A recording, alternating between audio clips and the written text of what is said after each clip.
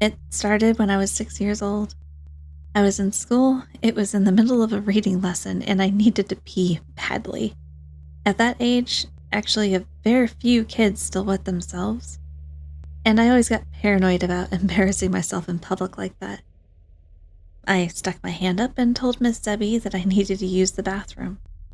After the usual speech about how I should have gone during break, she gave me the key to the disabled access toilet, as it was the closest one to our classroom. It was the middle of the 5th period. The corridors were empty and seemed cavernous to me.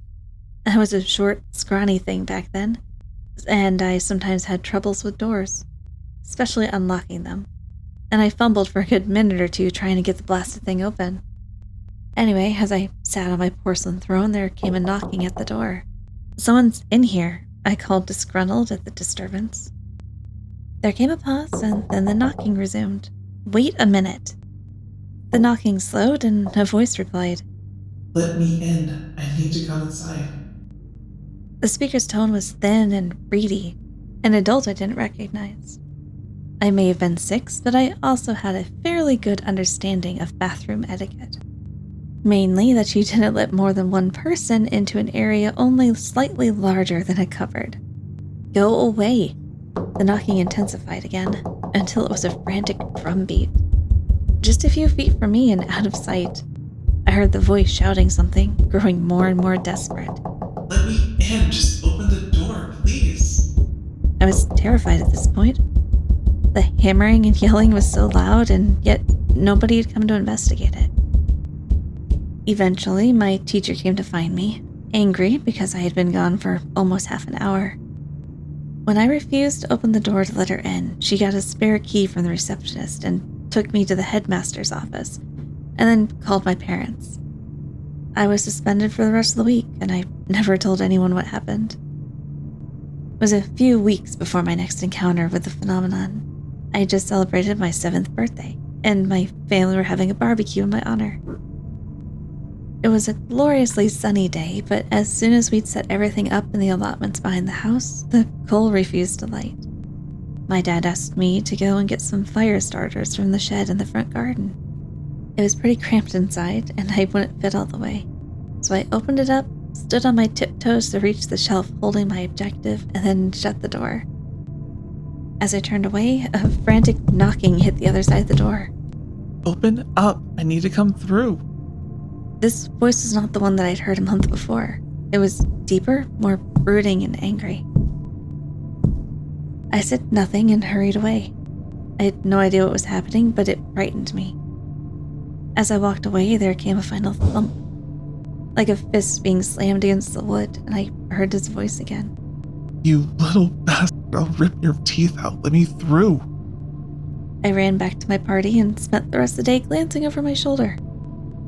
As you might have guessed by now, there were a lot of these voices. I counted at least 30 total. Every month or so I used to get them, pleading to be let through doors. Almost always, it would be immediately after I shut a door behind me, as though these strange entities had been following me. I never told anyone, but to be honest, I kinda just got used to it. It always made me jump, and some of the voices would make me feel uneasy, but I know I was safe, so long as I did not open the door.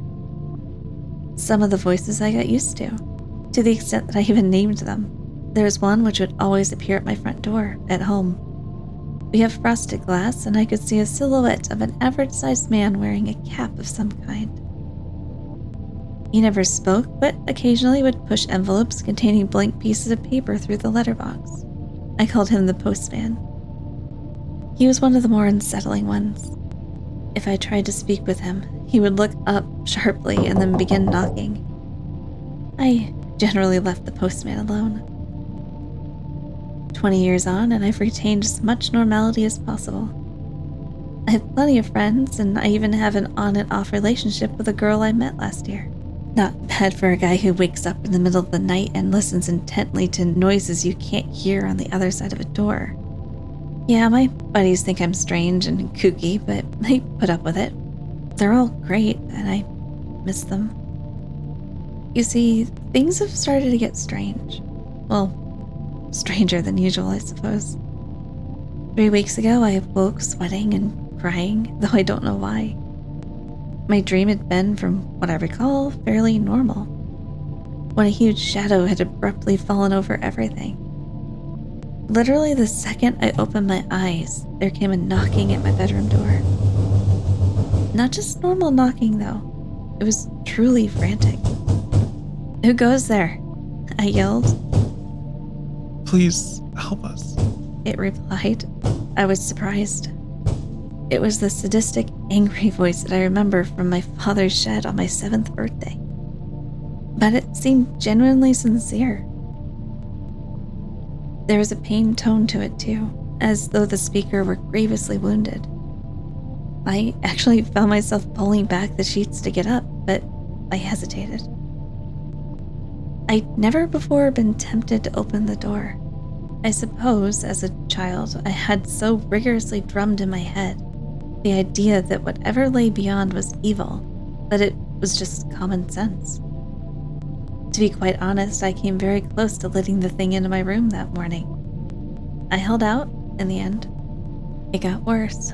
Just 2 days later, I was in my local corner shop. I'd paid for a bottle of milk and a newspaper when a great force slammed against the shop door. Simultaneously, a voice began screaming, a long, keening squeal of pain. I whirled to face the front door, but there were so many flyers plastered all over the glass that I could only just make out the shape of a woman on the other side, slapping her palms against the window. The shopkeeper stared at me as though I were crazy. In the end, I asked if he had a bathroom I could use, murmured some half-thought-out excuse, and hid there for 10 minutes until the screaming stopped. There were 4 more incidents between then and now. A mixture of screams and tearful begging. The postman stopped by yesterday, too. He knocked politely before sliding his usual letter through the letterbox. Then another, and another. A total of 10 plain brown envelopes. The postman waited for a few minutes, knocking occasionally, and then left me alone.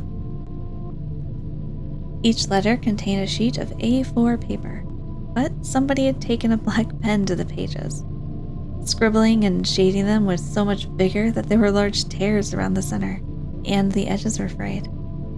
I shoved them back into their envelopes and tried to put it from my mind. Earlier, my bedroom door shut violently. It wasn't a scream or a howl or a roar that I heard, though. It was just crying. Dozens and dozens of voices sobbing quietly. Another blow struck my door. Plaster flaked from the walls and twirled to the carpet. Still no pleas or bargaining, just sobbing. I jumped from my chair. A hairline crack split the frame of the door in one corner. My phone began to ring, and I heard the sharp rapping on the glass of my window, behind the curtains. I tried answering the phone, but it was simply yet more voices crying. Not even sobbing, though, more like bawling in terror and anguish. I hung up, but it kept ringing, and I took the battery out. I have shoved most of the furniture against the door and the window. It has been 3 hours since this latest attempt at entry began. The battering has not abated, nor has the crying. I'm fairly sure that my door won't hold much longer. As for my mediocre barricade, it could be swept aside in 2 minutes. I find myself faced with a very real possibility of death. So I'm writing this memoir of sorts, just in case something does happen. What do they want? Do they even want to hurt me? They seemed fearless, even malicious before. What could have driven them to do this? Maybe I should open the door. Maybe I should let them in. Silence fell, and I realized even the crying had ceased. For a whole minute, I sat there. Then I got up and hurried to the door, eager to escape this claustrophobic situation. Perhaps I'd go outside where I can be far away from any doors and the damn knocking. I pulled away my barricade and turned the handle. Locked.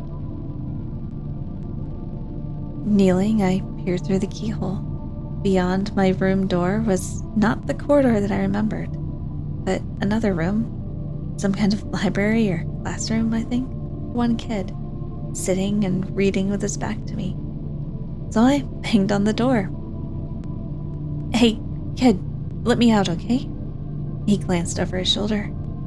"Yeah, over here. Could you open the door, please?" "I can't. I'm in detention. I'm not supposed to talk to anyone." He turned from me. Confused and exasperated, I began to stand up. A loud bang shattered the silence once more. I realized it sounded like a fist being pounded against glass. My window. I heard it again, but this was not the frantic knocking of somebody wanting to get inside. This was not even an attempt to break in. Whatever was beyond the curtain and glass knew I was inside.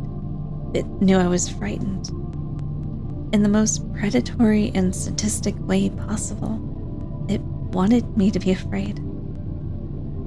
I turned back to the door and began hammering on it frantically. "Hey, let me in, okay? I really need you to open this door."